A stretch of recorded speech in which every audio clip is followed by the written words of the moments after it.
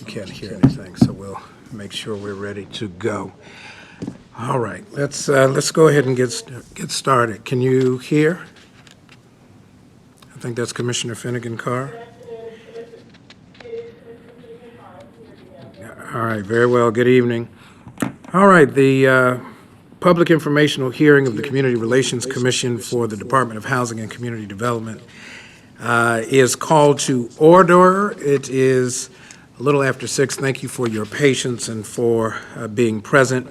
We're going to get right to it, and we'll start with the opening statements. It looks like we've got folks having experiences with everything from traffic to weather to springtime, and so, everybody has to kind of navigate, and so I apologize in advance if I sound a little nasally and I have to do that, but we'll get through it. Thank you for your presence. We're going to go very quickly through the agenda. We're going to have a very, I think, thoughtful and helpful conversation. And then when we're finished, we're finished. If it goes, we're going to try not to go to 8. But if it does, because the conversation is taking us there, then we're certainly free to have that conversation as well. We're going to start with the opening statements from the members of the commission. Commissioner Finnegan Carr, I think it is just the two of us, and so if you want to offer any opening statements, you are free to do so, and if not, we can reserve on those and just ask Commissioner Kennedy to give her opening statements. I was reserving. I'll comment. All right, very well. So there you have it. We can move right along. Thanks for coming. To give you a sense of what this is, the Community Relations Commission has been having informational hearings with all of the mayor's cabinet offices to really kind of get a sense as to where we are in terms of making sure that our authority under Article 4 is actually being addressed, and that is simply to remedy instances of discrimination. Housing is one of the specific areas that falls under the CRC's purview. So we figured the best way to kind of understand where we are contextually, especially post-COVID and with the kind of a changing landscape and environment, is to have that conversation with you. So we're glad you're here. Thank you for bringing your team. And with that, the floor is yours.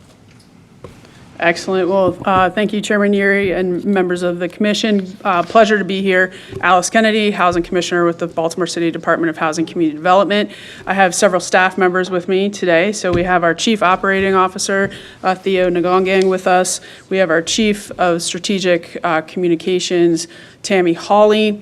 We have also our Chief Equity Officer, Glenda Curtis, and our Chief of Human Resources, Felicia Knight Davis, as well as the executive advisor to the commissioner, Stacy Freed, with us this evening. So we're really happy to be here. And our opening statement actually is going to be a compilation of slides that we hope will give you a pretty good understanding of what we do in the agency and how we do that. If you go to our next slide, it's just going to give you an overview of our mission, our vision, and our values. So, I'm going to really talk about the mission. We lead the efforts to promote thriving neighborhoods through community revitalization investments, supporting homeowners, funding critical programs and neighborhood stakeholders, creating and preserving affordable housing, and ensuring safe conditions through housing and code enforcement. Our values, the first leading value that we list is equity and inclusion. That goes on to customer service, as I think all of those are tied together, as well as innovation, integrity and transparency, partnership, and sustainability. Right now, I think we're about at 348 full-time employees, and we're hiring. We're actively hiring. So that will continue to increase because we have a number of positions and that we're fulfilling every day. The HR team is actually doing an amazing job on doing that. If you go to the next slide, you're going to see actually our main 5 programmatic divisions. So we have a communications division, we have our HR, we have our fiscal division, as well as our policy and research. But our key programmatic divisions are our development division, our homeownership and housing preservation division, consolidated planning, permits and litigation, as well as our housing code enforcement and emergency operations. So in development, that covers everything from the acquisition and disposition of properties to the maintenance of properties. Also, the Affordable Housing Trust Fund sits within the development division, as well as our kind of project finance component sits within the development division. And our, relocation component too. Homeownership and housing preservation is another one where we are helping existing homeowners maintain their properties. Like, we're trying to help them realize safe living conditions and also protecting affordable homeownership. The most affordable home or the most affordable unit is the one that you live in currently, if you think about it. And that's really what we are trying to do. We recognize that a lot of our residents in Baltimore, what they currently own is the most affordable place for them to be. So how do we ensure that they're able to stay there? That is also the division that helps us with our down payment and closing cost assistance programs and helping people to become homeowners. And then also some protections in there for rental assistance, ombudsman assistance, et cetera. Consolidated Planning runs our CDBG program, which is essentially assisting low and moderate income residents at 80% below AMI through a number of different programs, as well as sub-granting a significant amount of our yearly CDBG allocation to nonprofit organizations that support this work on a regular basis. Permits and litigation is exactly what it describes. We issue permits, and then we also litigate and hold people accountable for different things, everything from holding you accountable for a vacant property and we file a receivership case, to holding you accountable for illegal dumping, to holding you accountable for zoning violations, right? And then housing code enforcement, emergency operations, that's the on the ground. As Deputy Commissioner Booker likes to say, those are the ones that are in the streets every day, walking through the alleys, looking at things in terms of code enforcement violations on properties, identifying vacant properties, helping to clear vacant properties where occupants are illegally occupying those properties. They vacate properties in partnership with the Mayor's Office of Homeless Services, Mayor's Office of Neighborhood Safety Engagement, BPD, DPW. They do like an entire coordinated effort that our team leads to do that. And then emergency operations comes into play on some of the larger emergencies associated sometimes with fires and other items. So that gives you a quick overview of those 5 programmatic divisions and the broad range of what we cover. On the next slide, it's just a quick overview of our kind of senior leadership team, ranging from myself. Scott Davis, our Chief of Staff, couldn't be here this evening. And then all of our deputy commissioners that oversee each one of those divisions, and then our chiefs, some of which are here today, and Dr. Bly, our Chief Fiscal Officer. So it basically covers those support divisions that I mentioned, as well as all of the operational programmatic divisions as well. On the next slide, you'll look a little bit about our agency priorities. A big priority, which is one that you might have heard about, is the mayor's priority on reducing vacant properties in the city of Baltimore. And that covers not just the work that we're doing, that we have been doing and implementing for the last 4 or 5 years, but it really is a focus on the capital stack that was needed to do that work. We also do tax sale deferment. We have a focus on acquisition and disposition in terms of that vacancy reduction. Health and housing is a huge piece for us in this work. I actually last Friday just was on a panel as part of the health and the annual social determinants of health conference that Hopkins and the health department put on, and I was on a panel specifically talking about health and housing and the intersection and how important the work that we do is to address generational trauma, to address mental health as well as physical health in our communities.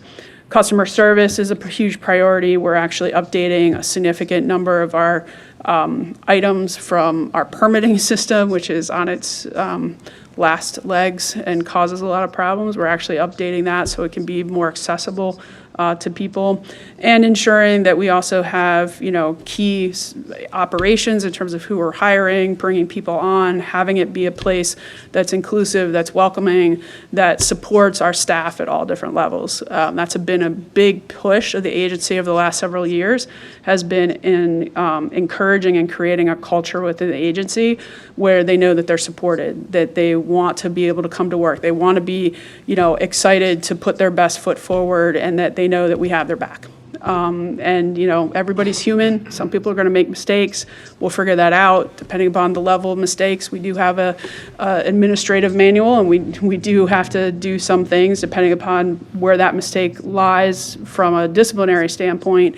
But we do recognize, that people are human beings, and that comes with a lot of components. So a big push for us has also been making sure that our staff know how to take care of themselves. We've done a lot on mental health and wellness just for our staff as well over the last year. On the next slide, this just gives you a snapshot of us by the numbers. So in a regular year, we issue 40,000 plus permits. We sell over 200 vacant properties. We have issued $30 million for the creation of permanent supportive housing. We announced and are processing $2.7 million in developer incentives. We complete over 67,000 property maintenance inspections. We also help fund housing counseling agencies where we have over 4,300 people that have received assistance through that. So we do a wide variety and vast amount of work across the city through all the operational agencies. On the next slide, we're going to start, and you can kind of skip forward. We're going to talk about some of the equity strategies that we do. So as I stated in the beginning, one of the key leading values that we have are inclusion and equity. So we take this very seriously. We look at what is in our investment and equity framework. So in 2019, we published our framework for community development. It is the roadmap for our work. We're in the process of, we've learned a lot since that was published in 2019. We are going to be starting the process to kind of evaluate and do some updates to that. But the big piece of that was like our values and what did that mean from an equity strategy. So key components are, community voices are central to the work that we do. We do different than in any other way. We do listen and work with the communities in making decisions, minimizing displacement, making sure that those existing homeowners are supported, actually trying to maximize jobs and entrepreneurial opportunities, and prioritizing those affordable housing in neighborhoods and those revitalization efforts from the outside, not just as an afterthought, ensuring also that we're building an internal team. So some of that translates over in terms of community engagement. We have community engagement in all of our impact investment areas. We have monthly work group meetings with the community. We do community conversations. We have our impact investment area, neighborhood subcabinet that involves the communities. We work to minimize displacement through outreach on our homeowners tax credit, the homestead tax credit. We were part of the work trying to pursue an inclusionary housing law that actually would work and provide opportunities for people, to live in areas that they wouldn't otherwise have access to. And it goes on to access and jobs. We support a program called Baltimore Shines, which is a low-income solar program, which has a job training component. Our Community Catalyst Grant program supports emerging organizations that actually often are hiring staff on the operating side and also doing some job training and apprentice training programs.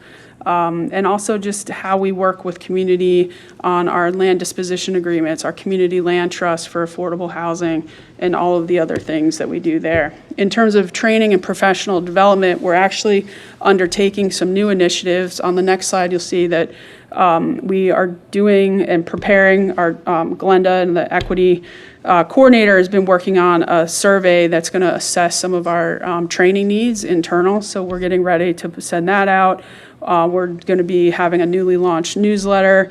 We're doing other kind of diversity, equity, and inclusion related activities, workshops, some of those videos as part of annual performance reviews. So those were included to like have that be part of the training part of those components.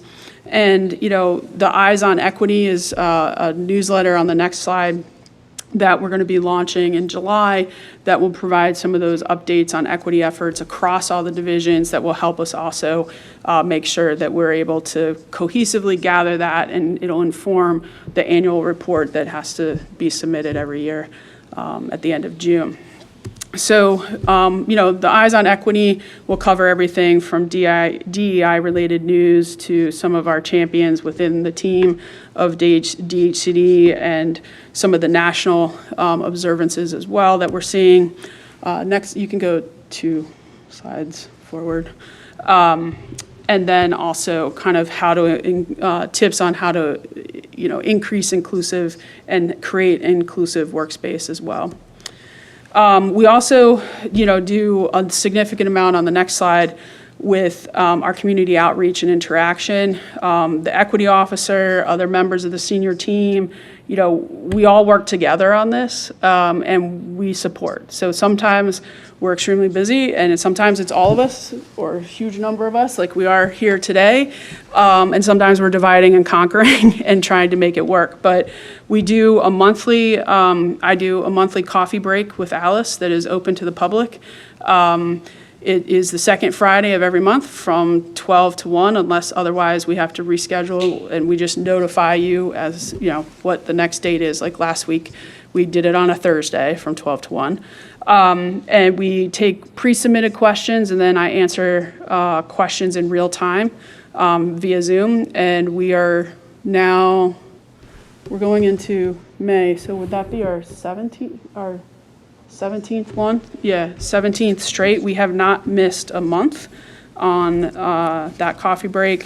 Our community conversations in our communities, we do panel discussions, we, review and interpret policies and guidelines with equity lens, and we work with a lot of entities. We meet monthly.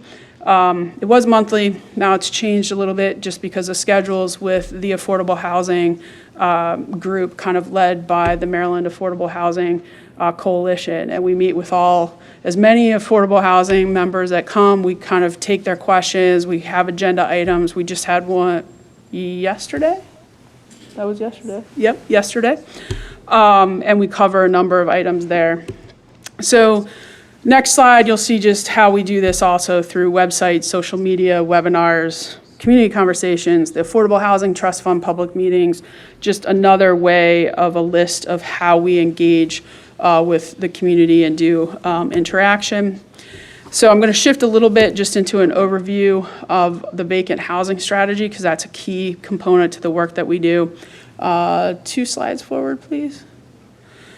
So as I stated, we launched this work actually in 2019 with the release of the Community Development Framework for the Department of Housing and Community Development. That was a big piece of the work that we were doing, especially given the fact that the agency had just really finalized its formal separation from the Housing Authority of Baltimore City. And so that kind of started in 2016 formally. A lot of work had gone into that beforehand, but it really started in 2016 and really kind of finalized in that 2019 timeframe.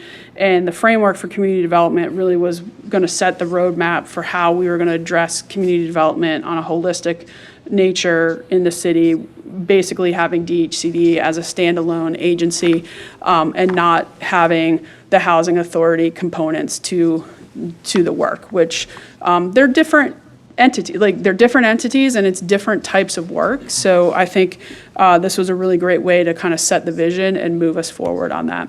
On the next slide, you'll see, just our commitment, Mayor Scott's commitment to this work in terms of the historic investment that's been placed tackling vacant properties. Mayor Scott grew up in Park Heights. He knows that this is an issue. He grew up around vacant properties and wanted to make sure that we were going to be a national model and actually do and take bold steps to address this for the first time at scale. So that included a 15-year investment strategy. And on the next slide, you'll see Mayor Scott and the city has made the largest singular commitment to reducing vacant properties through a $300 million commitment. $150 million of that is from a non-contiguous TIF. $150 million is from what's called the Industrial Development Authority.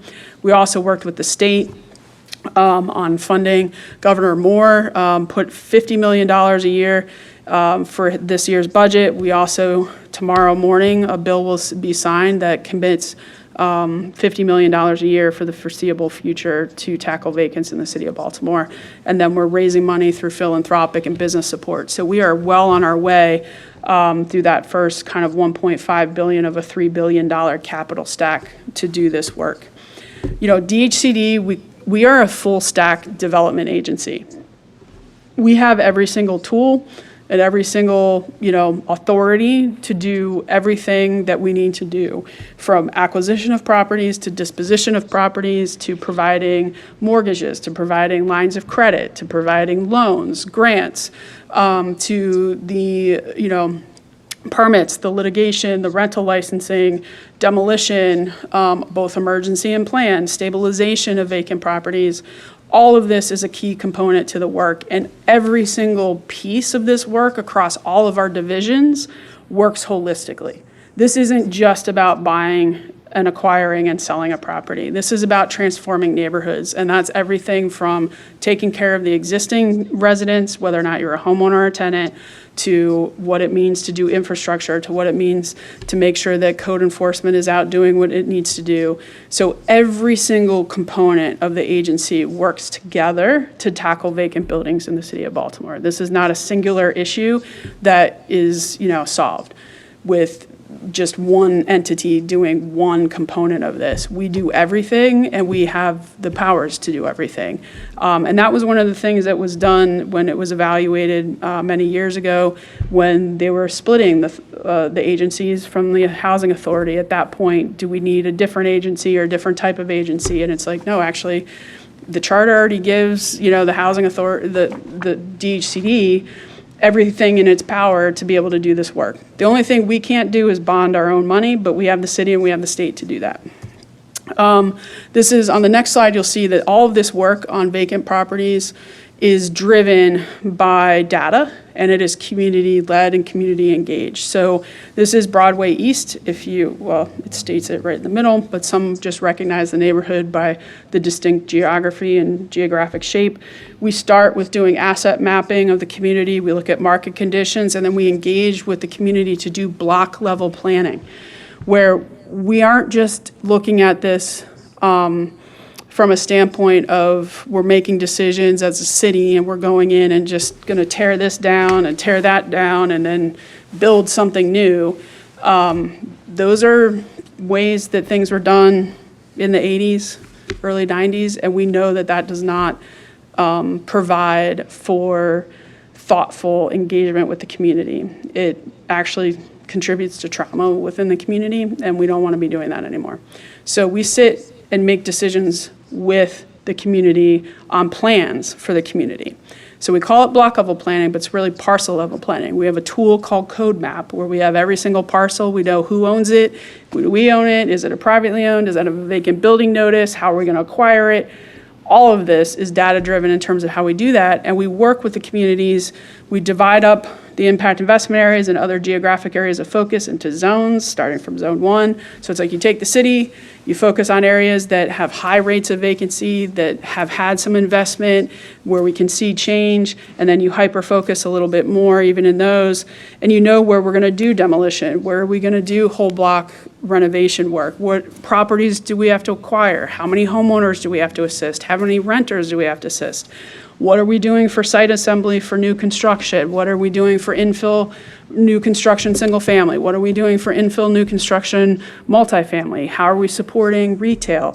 How are we basically returning properties and neighborhoods and returning communities back to a place of vibrancy after decades of basically being decimated by the lack of funding and the lack of resources and experiencing blight from the standpoint of racist housing policies that have had a negative impact and lack of capital investment that has had a negative impact.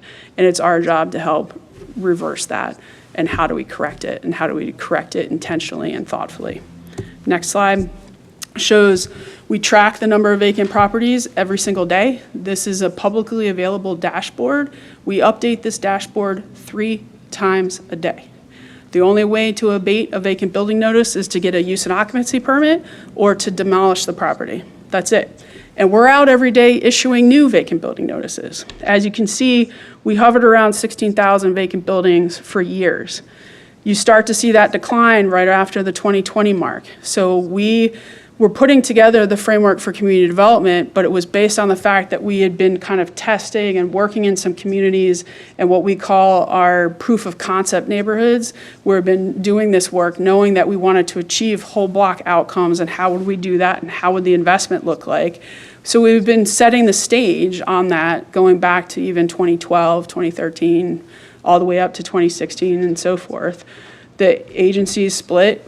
We get additional funding for some additional staff and like some of those additional resources, the Neighborhood Impact Investment Fund, and we've been making an impact on the number of vacant properties ever since in terms of looking to drive that number down. The one thing to note is that we only own just over 800, less than 900 of them, but we are actively increasing our acquisition through a number of different means, some of which are new means, which is one reason why we're actually hiring new attorneys and paralegals to help us with those acquisition efforts.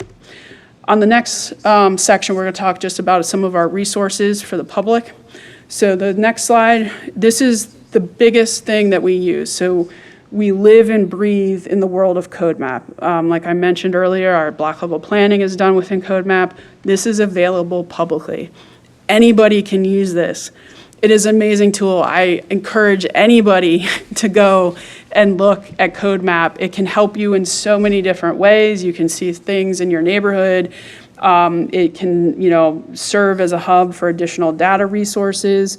On the next slide, you'll see that one of those resources is our key stats dashboard and the number of vacant buildings in terms of updated and how you can go in and filter that to get more information. We also have on the next slide an entire section of research and analytics that are available publicly for people to look at. So one of the things that we do in the impact investment areas is we track projects, and this is being updated based on the strategic implementation plans that we've developed with communities and that are being finalized over the years. You can look at neighborhood market data for communities. You can look at a VBN change dashboard. It links to also our Buy Into Be More website where you can go to see properties that are available for purchase. On the next slide, you'll see a list of how we actually are spending capital dollars and how we're investing in historically redlined communities. So, the historically redlined communities are typically based off of housing market typology. They're going to be those F, Gs, Hs, Is, and Js. When you can see on the color chart at the bottom with the dots, those are going to be that kind of orangey, reddy, yellow color. And you can see like our demolition has been majority in those housing market typologies, but we've also made significant investments in home ownership and housing preservation in those market typologies. The same with site assembly, as well as the investment of our home funds and the Affordable Housing Trust Fund dollars as well.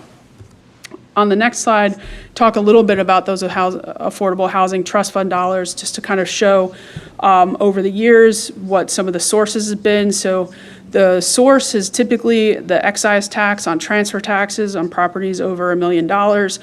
We had an amazing year in 2022, but that was part of kind of that most recent COVID real estate boom. But one of the things that we do is we utilize that for everything from a low-income senior homeowner repair program we did emergency rental assistance for COVID-19, and we also support our community land trusts, which provide permanent, affordable housing opportunities, whether or not it be rental or home ownership. And then we've also made awards for rental housing for either the preservation or creation of new housing units. Another piece that I just want to remind you on that is that the Affordable Housing Trust Fund has to serve residents at 50% area median income and below, and 50% of that has to be at 30%. So we're talking about our most vulnerable residents across the city. Another funding source on the next slide is our Community Catalyst Grant Program. We've awarded over $10 million of capital and $6 million in operating, and we've been supporting majority emerging organizations in Baltimore with these funds, and kind of give you a little bit on the map as to where those areas are and where that investment is going with the Community Catalyst Grant Program.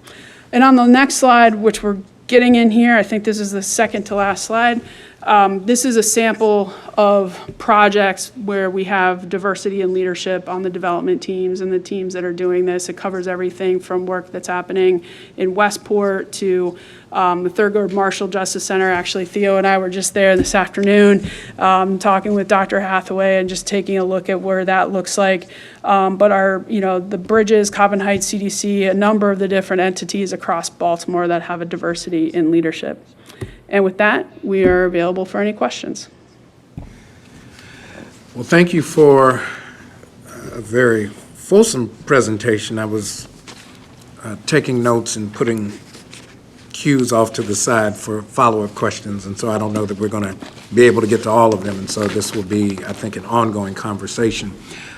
Before I chime in here, I know that there are some folks that appear to be online. I want to make sure if there are any members of the community or public that are on, and you've had a chance to hear Commissioner Kennedy's presentation.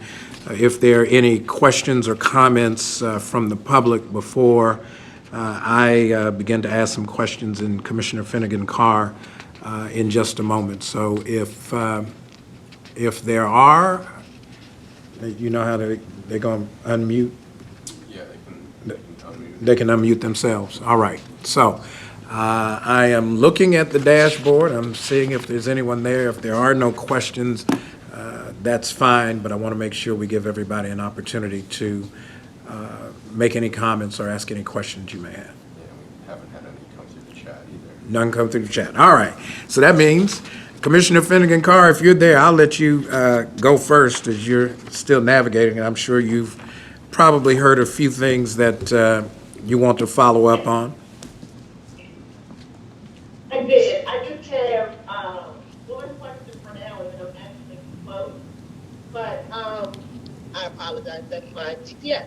My one question is, I was interested in getting a lot about the overview of the agency, and we did also send over questions about operations in terms of staffing and equity issues and the composition of your staff, things of that nature. And I was wondering if you were going to speak to any of that information about the agency. And I'm going to go back on.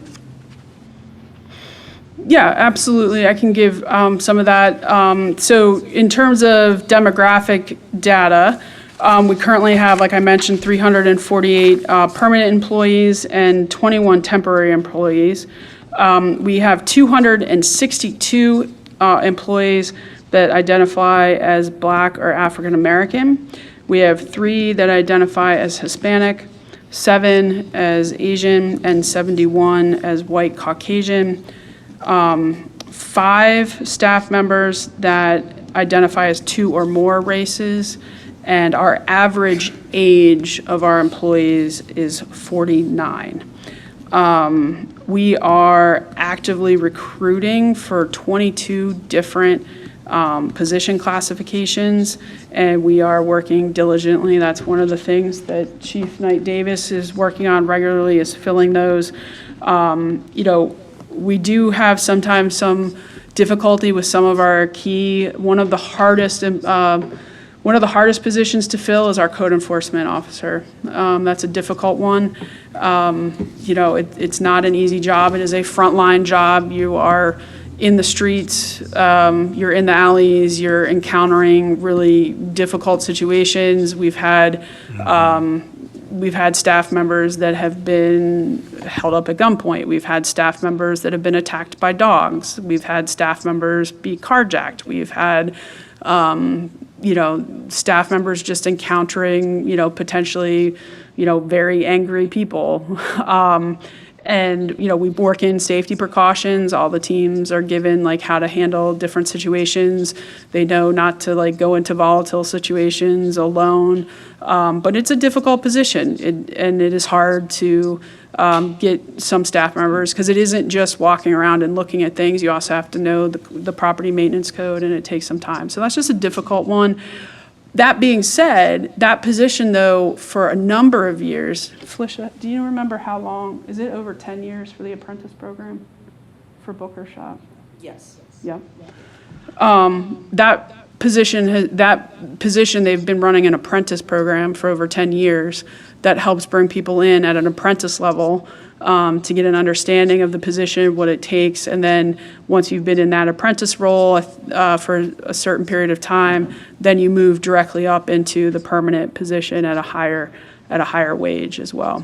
So, and that one has been one that's been recognized by other members and other agencies to kind of look at as an example. Some would say it's one of the better apprentice kind of programs that we have in the city for that position.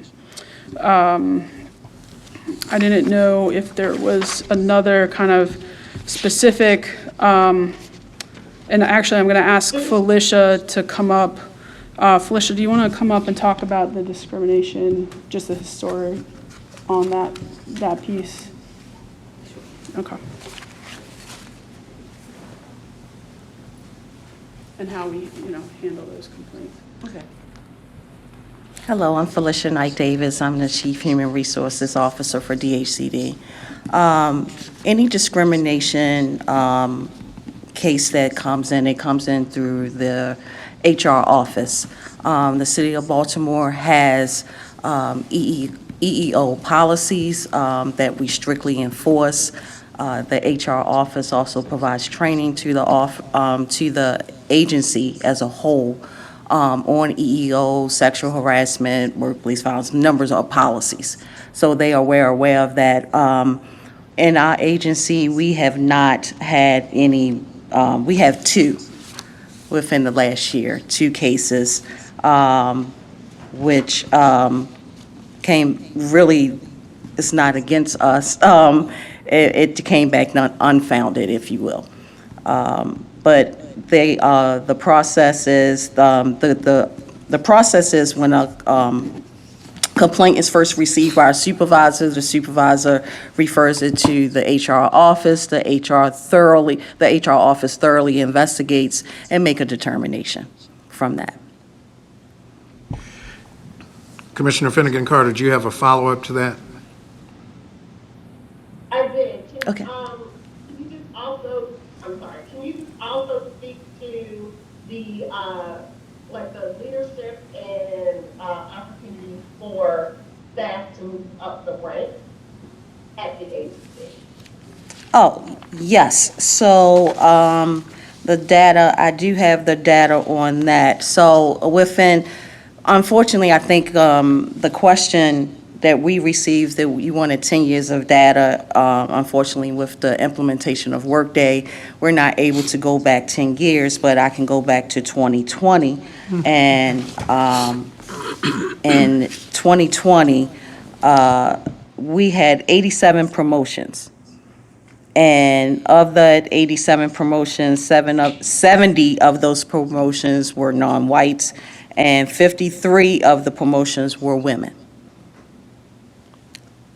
So we try to promote within. That's the goal, to have people move up and progress within the agency. Of course, for some positions, we may not be able to, and we seek outside, and we make sure that when we hold interviews, the hiring process, we make sure that diversity is on the interview panel, and make sure everything is as diverse as we can make it. Commissioner Finnegan Carr, anything else? No, thank you. I'm actually about to park, so I'm going to drop off and I'll be there in person in a few moments. Very good. That means you all are stuck with me for a few minutes until Okay. she gets here. But Ms. Knight Davis, I think Yes. while you're there, do we have a sense of what the average tenure is for an employee in DHCD?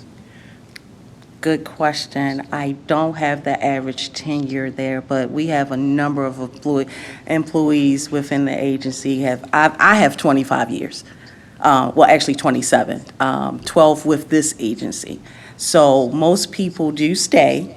The average age is 49 for the agency, but I don't have the average tenure. And do we have a lot of, I would imagine, because of the difficulty of the code enforcement position, is that a high turnover position in the Yes, office? unfortunately it is. And because it's it's a field position and it's a lot of walking.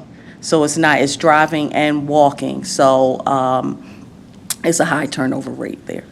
Although Mr. Blonder just, Yeah, Mr. Blonda, we have one employee, Mr. Blonda, with over 50 and he just. 50 years. He retired just retired From code Smith. enforcement, from a code enforcement officer position in the field, in the field. in the field. We may have to come up with some ideas for Mr. Blunder now that he's in retirement. One, to possibly help maybe reimagine how we do recruitment around code enforcement, because it is such a critical function, both not just on the code enforcement housing side, but there is the public health component, which I think is pretty key as well. But that's helpful to know. Of the open positions, I want to make sure, because I was trying to take good notes. How many open positions are there currently? 149. How many? 149. So you're down a third roughly?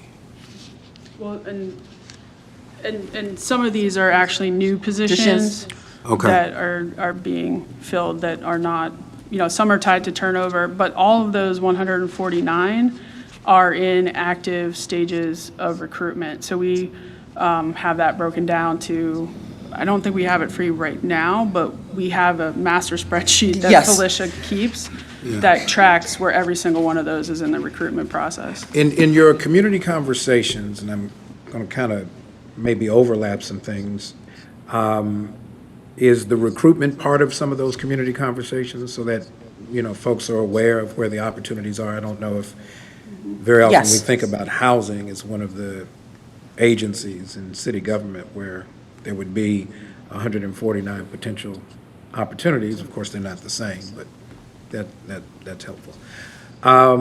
In terms of coordinating with the Office of Equity and Civil Rights, how do you share the information about complaints that may be initiated within the office, processed? Do your numbers roll into our numbers when we look at what's going on in city government? Yes. Okay, all right. Good answer. I like that answer. Yes. All right, very good. That's very helpful. Thank you. Commissioner Kennedy, I got a lot from your presentation, and I think I want to kind of see where things are now that we are post-COVID.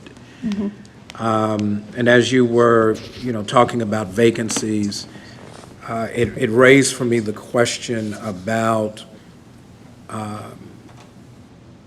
homes that are rented. For a while, we know there was an injunction against certain types of administrative actions in terms of evictions and the like. Do we have a high number of remote homeowners who are renting, but they're not necessarily in the vicinity? Is that part of the challenge, and how does that affect stability, particularly of the most vulnerable? When we talk about folks who are housing insecure, they don't have many options, but then there becomes the question about stability and displacement. Can you talk a bit about where DHCD fits within that whole conversation? Because I know there are a few moving pieces. Yeah, there are definitely several moving pieces to that. So one, I would say that the Mayor's Office of Children and Family Success manages the eviction prevention program. And they still have money, they still have funding, they're still assisting people with eviction prevention from that standpoint. At DHCD, we actually support the funding for right to counsel, or a tenant's right to counsel, and we partner with the Maryland Legal Services Corporation, MLSC, because they're actually coordinating right to counsel at a statewide level. And, you know, when the legislation was passed and different things, we actually worked with them to, you know, fund them to actually stand up with the attorneys and do what needs to happen on right to counsel. So when people are facing eviction, they know that there's, you know, the ability to have representation during that piece of it. When it comes to kind of looking at other pieces, DHCD, we are the ones that are managing the rental licenses. So if you're going to rent in the city of Baltimore, you need to obtain a rental license, you know, for a single family property. We also have our multifamily dwelling rent license, which is it's a different animal. And we do know that there are properties that are out that are rented that we just haven't had the enforcement capability to fully be able to track down, but we do with our special investigations unit. They're out, you know, whether or not we figure it out in a different way. They do look at rental listings. They, you know, are able to kind of do some cross-reference. But we do know that there are a number of properties across the city that are owner-occupied. We don't know where those owners are necessarily. We haven't done the analysis to see recently. But we have looked at this before, and I could get this data for you tomorrow. I mean, we could run it very quickly just to see of how many non-owner occupied properties, how many come up with an out-of-state address associated with that, you know, as the mailing address for a property owner. So you know, you're supposed to be getting your rental license and managing that. I think the biggest thing has been that there are still some issues related to wages and you know, that are lingering post-COVID. And it is important to try to figure out how to ensure that people have access to rental properties. We can't control what someone charges for rent. We can't, you know, control or oversee someone's lease agreement, or if the lease stipulates, you know, it's a multi-year lease, but each year it raises and someone's like, well, I can't pay that now. And the landlord's like, well, then it's a breach. You know, we don't get in the middle of that or evaluate or look at those pieces. We do have, through our ombudsman team, we are able to help in emergency situations, and we've been able to step in on a number of cases where you might have a family with children, or a family with children with disabilities, or it's a multi-generational family with a parent or grandparent with limited mobility or disability, and they're about to be evicted or are evicted, and, you know, they're in a crunch time. And we do have a temporary kind of rental assistance program that we stood up using funds actually from the Affordable Housing Trust Fund. That one is specific where it's meant to be an emergency situation, and it is meant to help cover up to 12 months of rent or a security deposit situation, and where you have to show that you have the ability to pay the rent once you're there. That's not meant for the most vulnerable of the vulnerable, because we knew that there were kind of two different areas.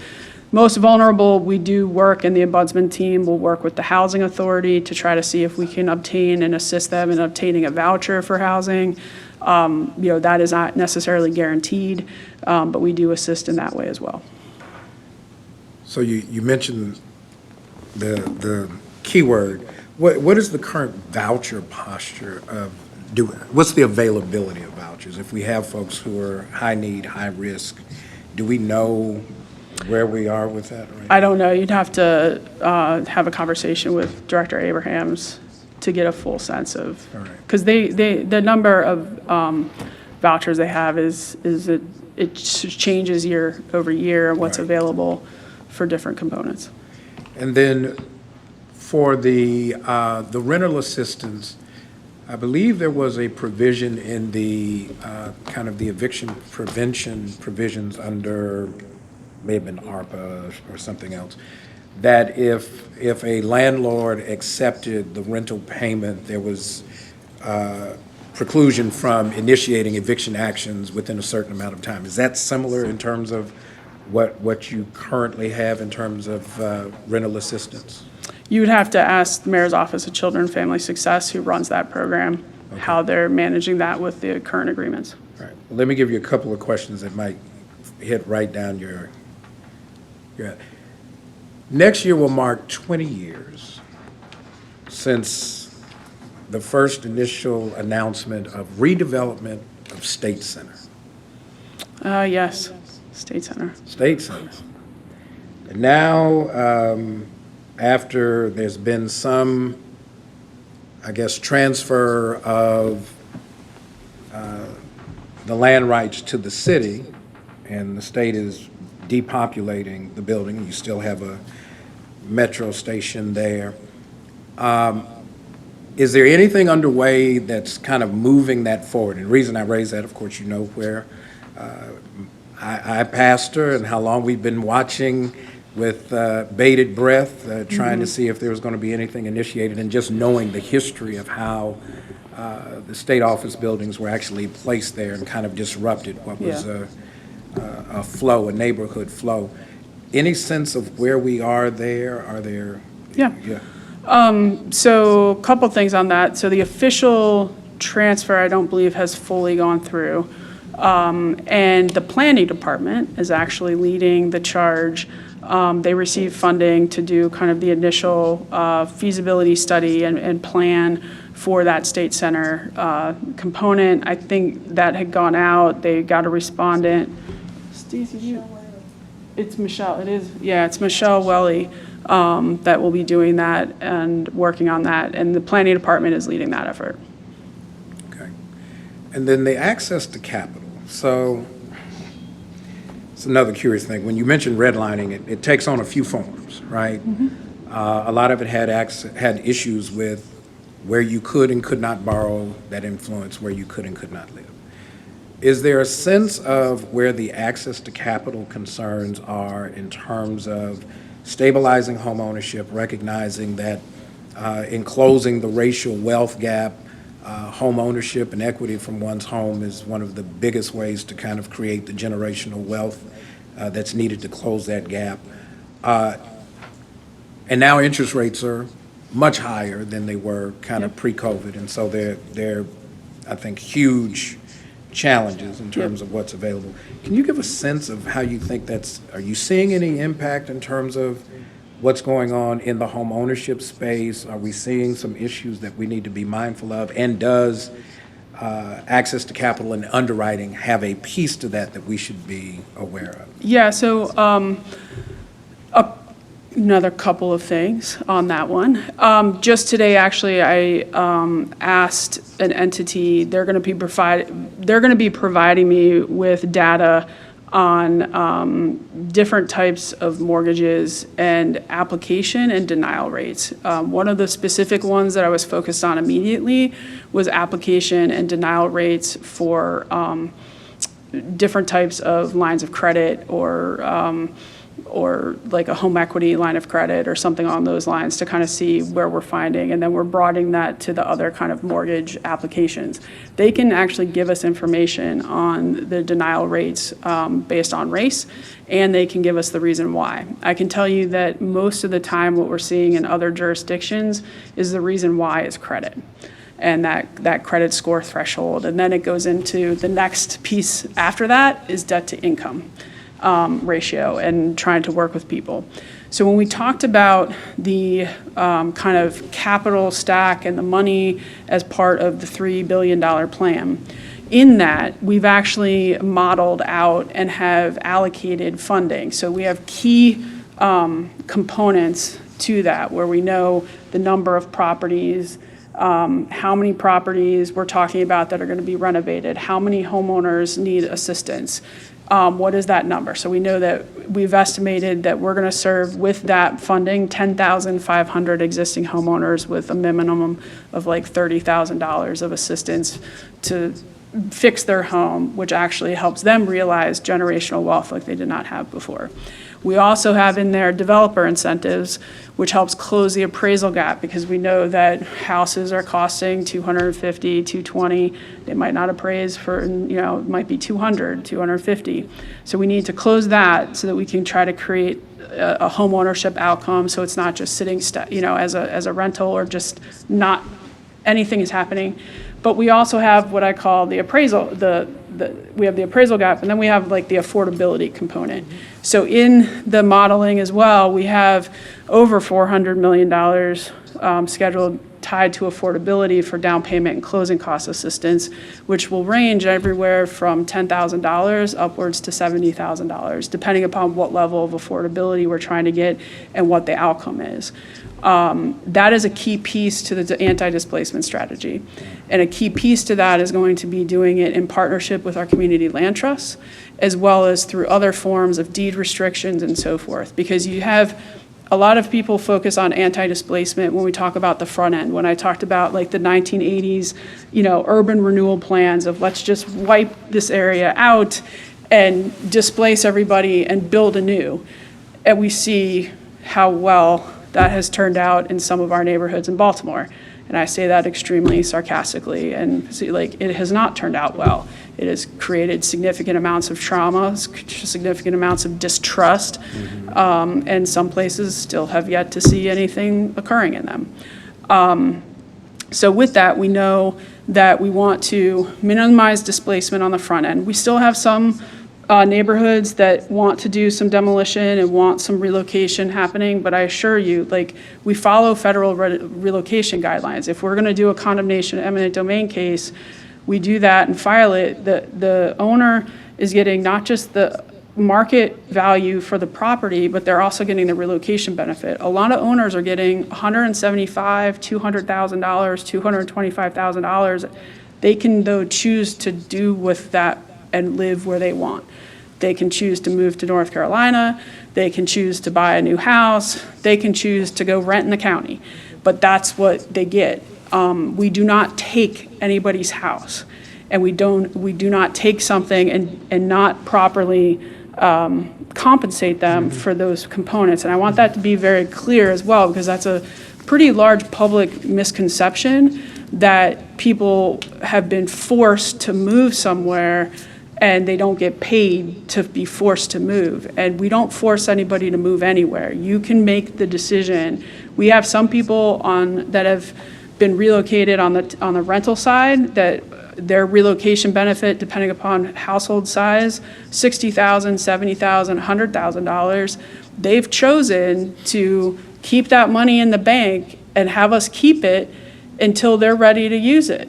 And they've chosen to go sleep on someone's couch or sleep whatever. We can't force them to immediately go rent or buy or some things like that. So we want to minimize displacement in that way. But we also know that we want the protections and the guards in place to minimize displacement 3 years, 4 years, 5 years, 10 years, 15 years down the road. And that's something that was missing and what we've talked about wanting to ensure that is different over the last 5 years, even with the update to the plan and how we're doing this, because that's where we need to ensure that we have long-term affordability. That's where our community land trusts come into play. That's where deed restricted properties come into play. That's where we can help ensure that the guardrails are there, the policies are there. The last thing that we want to do is end up like our city neighbor to the south of the large nation's capital, that in January or in the last 6 months had a homeownership incentive where the incentive was $400,000, $500,000, and it crashed and they ran out of money in 4 hours.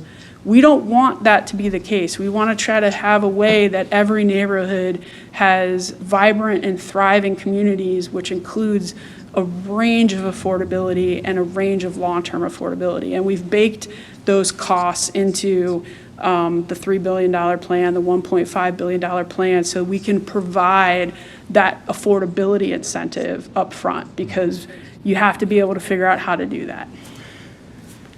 We may have to have kind of an ongoing conversation. You mentioned appraisal.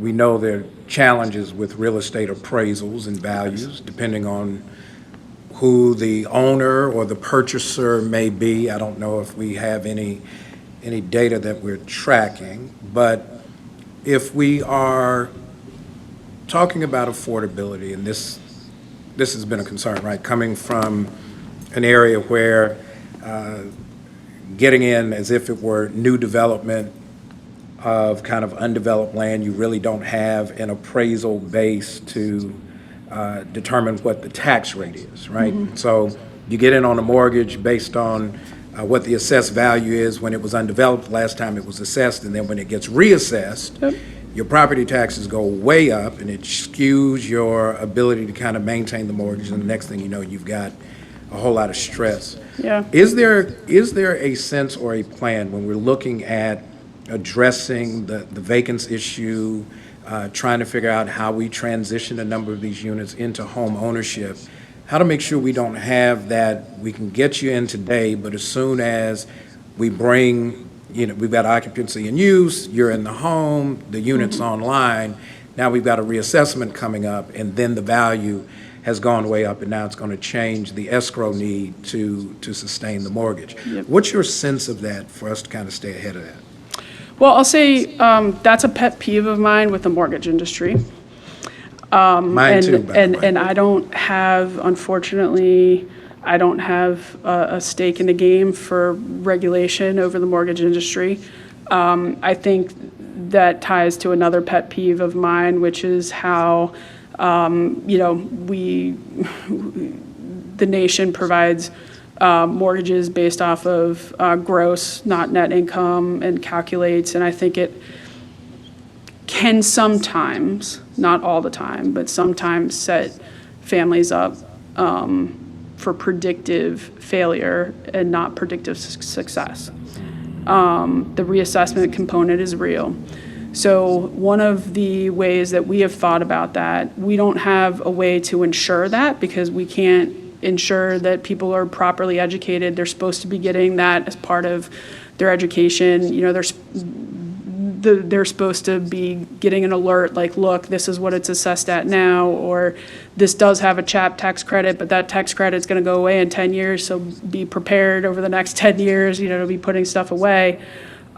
We have calculated and have estimated as part of on the plan when I was looking at that we're raising like $300 million for philanthropic and business investment. We estimate that we need about $9 million a year to expand our homeownership coaching, which is different than homeownership counseling. So the homeownership counseling is the basic check of the box.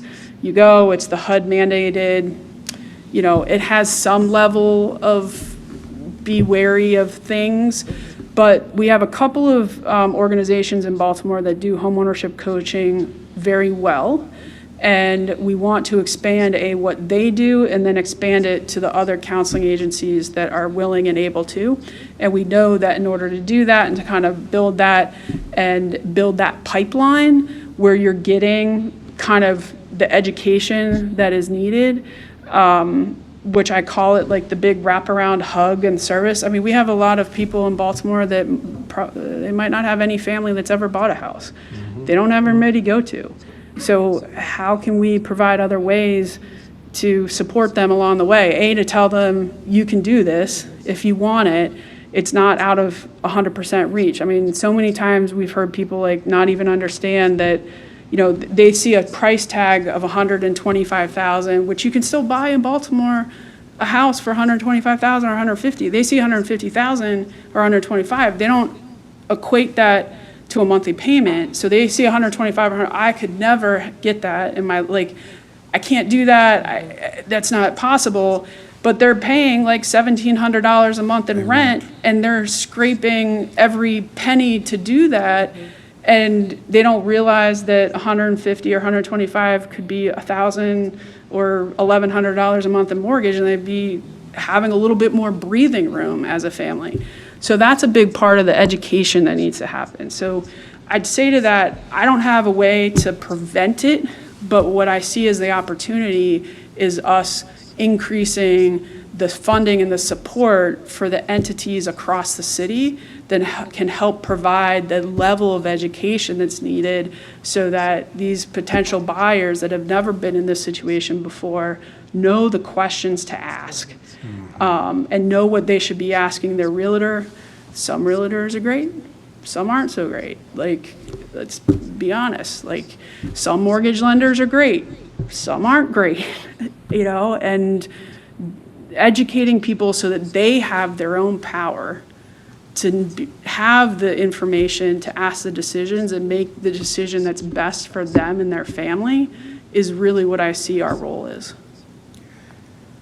So the more you keep talking, the more the light bulbs go off. All right, well then I'll just No, stay silent. no, I mean, it's going to be a conversation that's going to be ongoing. Yeah. One, the first thing is we know the Office of Equity and Civil Rights is doing its planning for, is it Civil Rights Week, Civil Rights Month? It's a week? We're doing a week. And I think it would be helpful that as part of that planning, since we're in April and it's coming up kind of late summer or fall, to think about adding whatever that focused education program might be as part of our intentional programming as part of Civil Rights Week. So I wanted to kind of put that out there on the front end. And I think Ms. Burton is maybe. She wrote it down. She wrote it down. She wrote it down, and Glenda has it too, so I'll make sure that Glenda also reach out to the office. Yeah, the OECR team is accustomed to me kind of brainstorming out loud, and they figure they better kind of jot it down. I think my team's accustomed to me doing that as well. There you go. All right, so what we'll do is we'll get our teams together, and we'll just go sit down at a table, and we'll just kind of brainstorm and maybe have a whiteboard in the room. The other piece about this is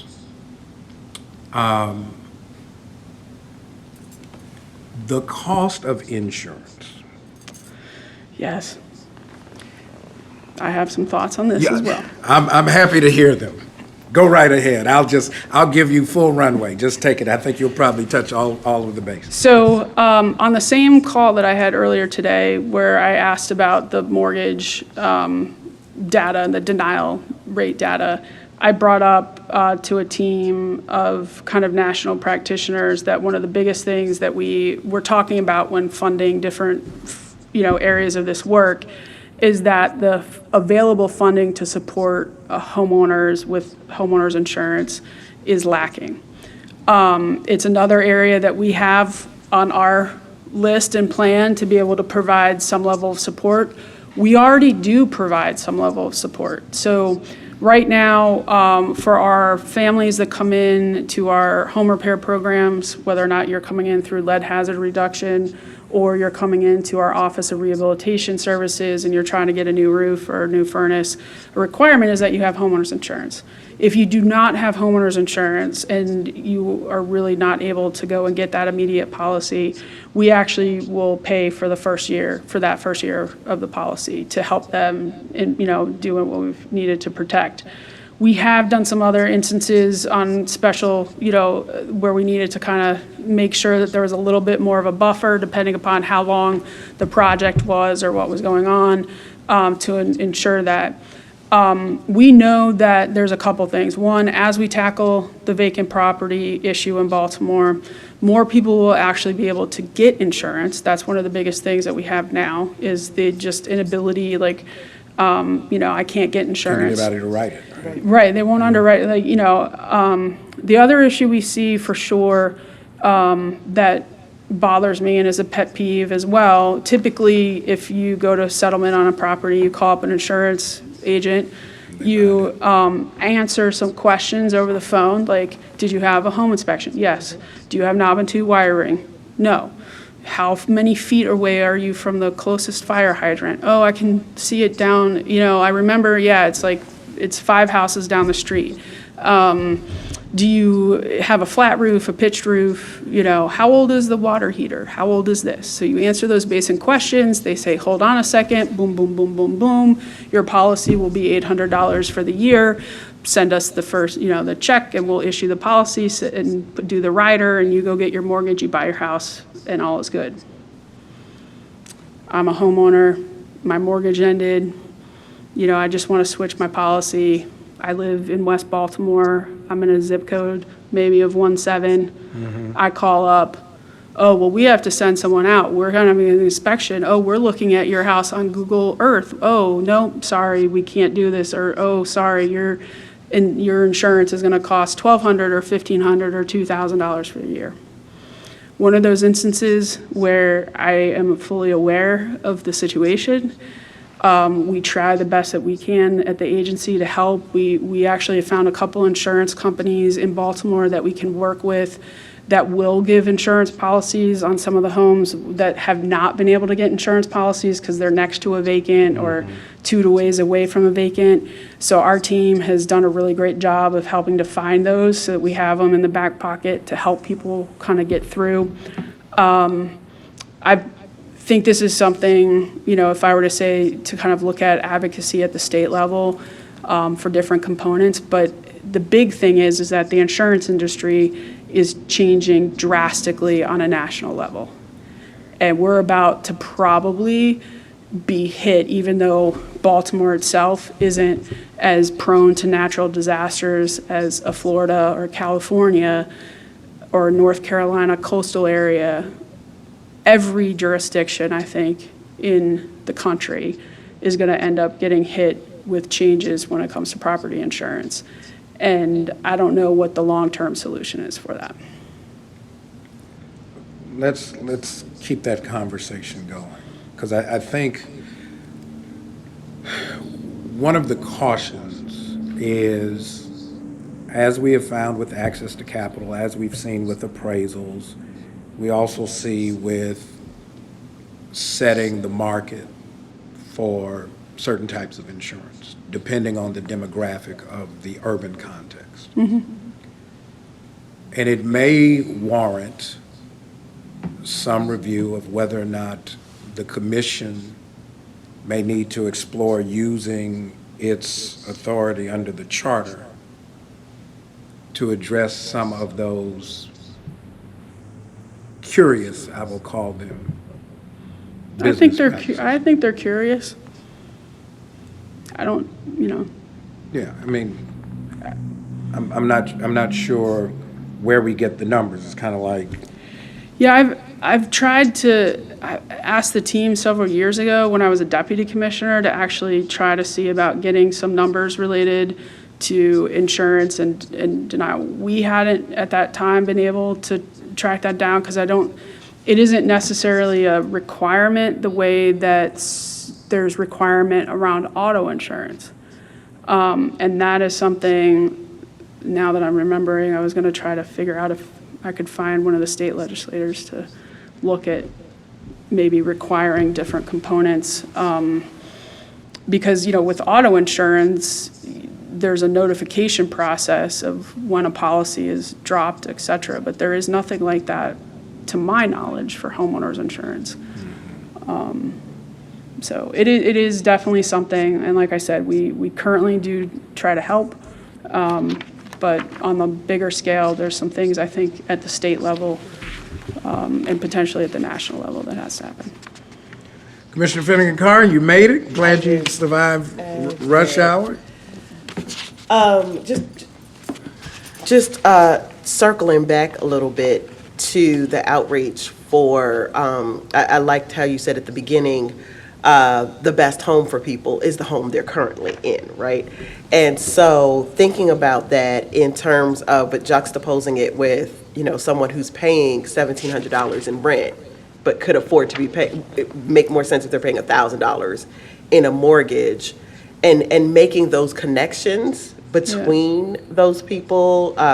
You talked about possible coaching and all of those other things, but I'm thinking in terms of the, for lack of a better term, habitable vacants, you know? Yeah, the unoccupied The properties. unoccupied properties that they could be moving into and afford, but homeowners, whether, you know, whether the actual homeowner passed and it's, you know, a niece, a granddaughter, or what have you, or all of those different things. How are you connecting people? I was listening to the list that updates 3 times a day, but how are you connecting people who might be willing to either sell that property or even rent it for lower rates that people are paying? That's a harder one. So the list that we update is the official vacant building notice that has the official building notice. It's much harder to find the true kind of unoccupied properties and figure out where those owners are and like what are their intentions and how to make those connections happen. A while ago, we actually started, back when I was a deputy commissioner, kind of an affordable home ownership, which at the time, this was pre-COVID, it was geared towards providing down payment closing cost assistance as well as a potential mortgage product for people looking to buy houses at that time that were between $30,000 and $70,000, because that was a sweet spot where there were either unoccupied or they were rented properties that happen to make it to the MLS, where like the description is perfectly good rented property, there might need to be a cosmetic upgrade or something like that. The price points have changed, you know, a little bit and drastically, and so we also have to think about affordability. Those are some of the hardest to make. We don't have a specific way that we can make connections on that. We are, as part of the fixed pricing policy that just went to the Board of Estimates, we have 3 stages to that. The first is like the first 90 days, we're focusing on residents in Baltimore that want to purchase as their primary residence and have the, you know, capacity to take on a renovation project. The next stage that we're doing is calling Charm City Roots. And that's where we're actually trying to find people that do have a connection to a property. Their family, you know, they might live 2 blocks away from what was their family home that is now a vacant property that, you know, got lost because of whatever. Whether or not it was, you know, they couldn't afford the mortgage, whether or not there was something else that happened and they want to live in it or they want to acquire it and have that.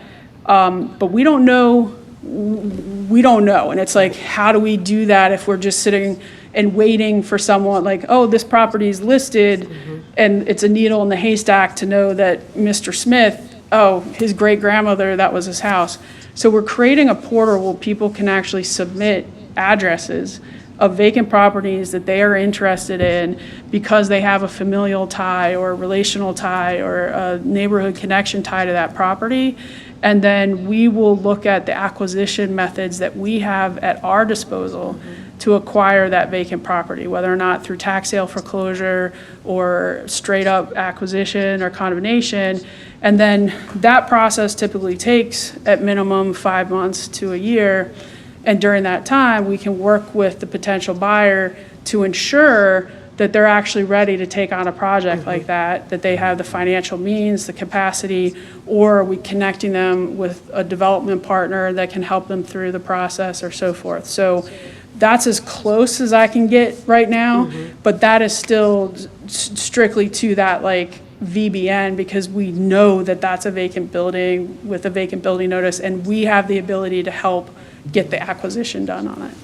And then similar to that, on the flip side, in terms of keeping people in homes or at least connected to homes, the other thing that I've noticed is the increase of predatory home buying in communities where people are buying up properties that may even be, you know, occupied at this moment, but they buy it and then they sit on it and it becomes vacant for a period of time until they're ready to do something with it.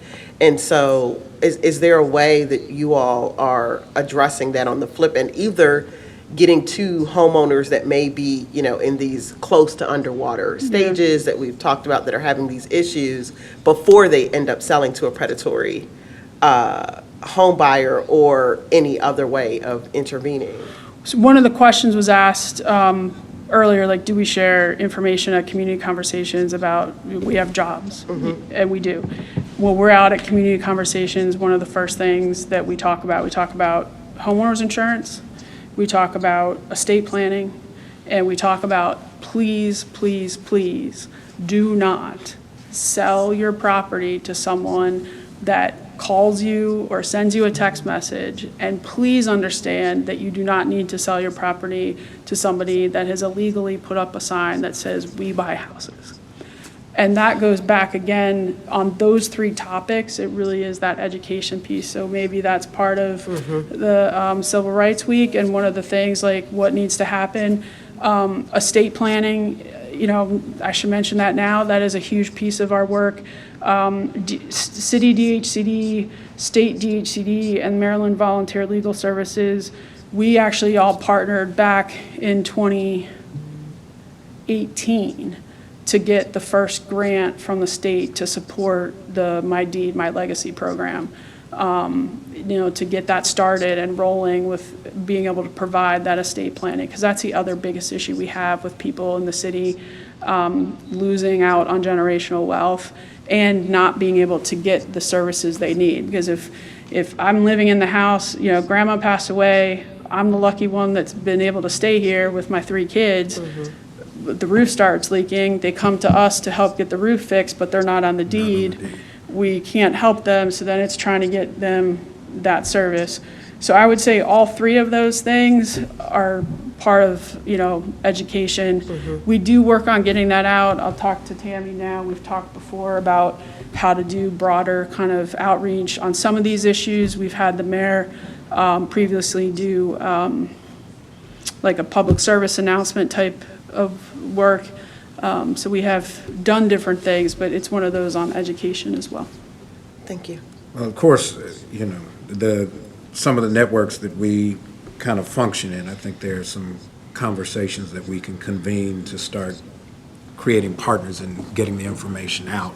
Of course, one of the issues about losing generational wealth often comes up in the context of my day job, right? It often comes up that there is a death in the family, there's been no provision, now we've got issues with probate, we've got all kinds of concerns that kind of impede the ability to kind of keep the wealth in the family. And so I think there's some ideas there. I want to be mindful of the fact that you've been standing quite a while. And you've been very generous and thorough with what you've shared. And yes, there are lots of ideas, and we don't have to explore all of them tonight. But I want to make sure, I'll check again if there's anybody online that has any questions or comments from the public. And if not, I think this would be a good time for us to kind of take in what we've got.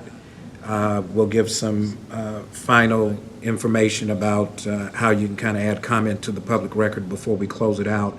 And then we'll figure out in the follow-up between Ms. Burton and whoever you designate on your team, how do we kind of keep this conversation going. It is critically important because housing is at the core of everything that goes on in the life of the city, full stop, right? Probably more than anything else we can think about. You've got you're in the sweet spot, so to speak, but it's also a big challenge, right?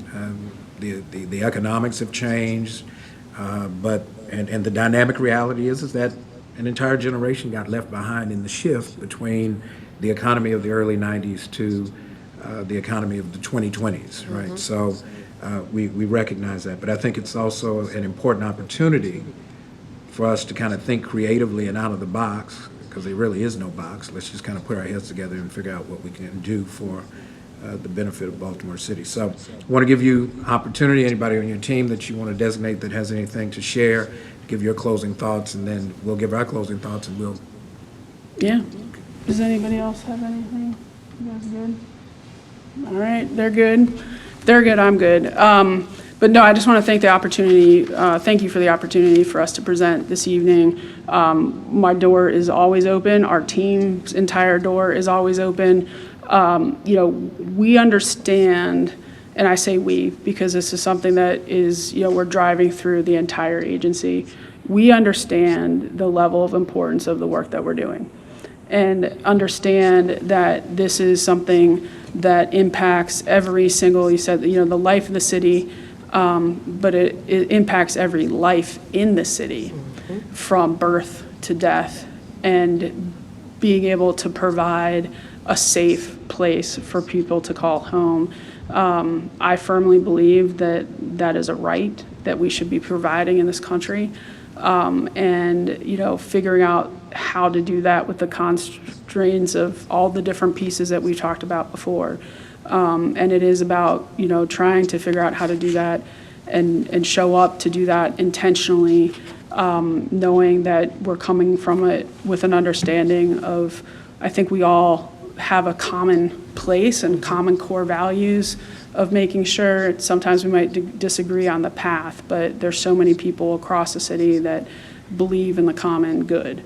And it's how do we all get there and how do we make it work? And we're dedicated to being partners in that.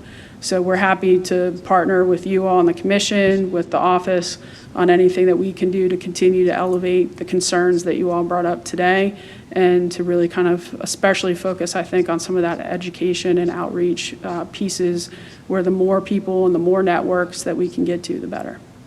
Thank you. Thank you. Commissioner Finnegan, your closing thoughts? Yes. So thank you again for coming out and for addressing us tonight. In my role, not just on the commission, but in life, housing is a social determinant of health, right? And so, as you said, it impacts everyone from birth to death and every stage in between. And so, thank you for providing us with a better understanding of what you all are doing and how you all are addressing it in order to serve the citizens of Baltimore at your best. So, thank you. It's been an important conversation. Let me thank you, Commissioner, and your entire team for being here. While we don't have the full complement, let me assure you that all of the members of the commission have a significant interest in this conversation. We've had other informational hearings with planning and with fire. The planning conversation, I think, is something else. How do we kind of include that piece in how we think about partnering moving forward? Because folks really don't understand how those things kind of go together. And since we know we've got hardworking folks who are trying to make sure the building is in good stead, Yeah. we certainly don't want to overstay. And as we say on Sunday, you don't have to go home, but you got to get out of here. Let me thank the team from OECR, Nathaniel Cohen, Nate, thank you for your good work. I mentioned Nate's name because we're going to make Nate the designee. We'll hold the record open for any public comment until a week from today, close of business, which is May 1. It's nathaniel.cohen@baltimorecity.gov. Is that right? I read the email just like it's written. So reading is fundamental. And again, thank you for the work. We do have a wonderful opportunity. I will just close with this. The end of the whether it's the Wizard of Oz or the Wiz, pick one. The phrase at the end that matters is there's no place like home. But that's only true if you've ever had a place Right. like home. And so that's the objective, to make sure that that is more than an ideal, that it is the reality. We recognize that folks are going to be at different places along the spectrum.